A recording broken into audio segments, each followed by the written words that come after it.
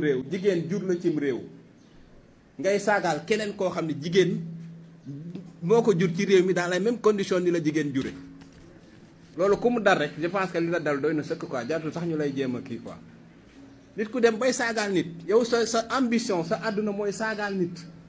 c'est extraordinaire donc ñiy saaga moom nañu continuer saaga sama yoon newul ci ñoom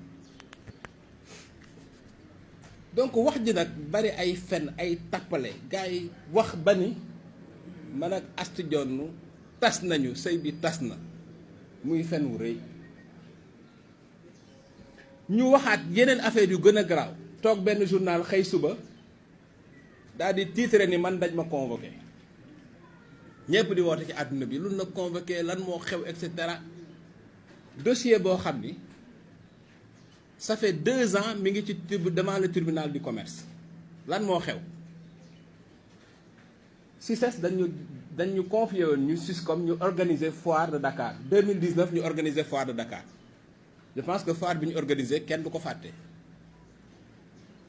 pare beneen directeur ñëw daal di day rompre contrat bi mu rompre contrat bi ñu am contentieux CICES di ñu laaj 140 millions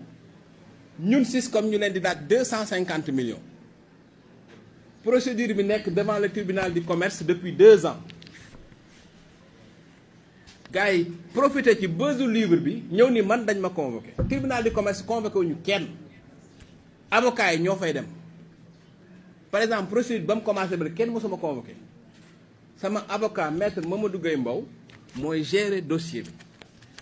ñu xëy si ba ni Cheikh Yérim Seck convoqué pourquoi loolu wax 140 millions yi ñu CICES di laaj te waxul 250 millions yi ñuy laaj CICES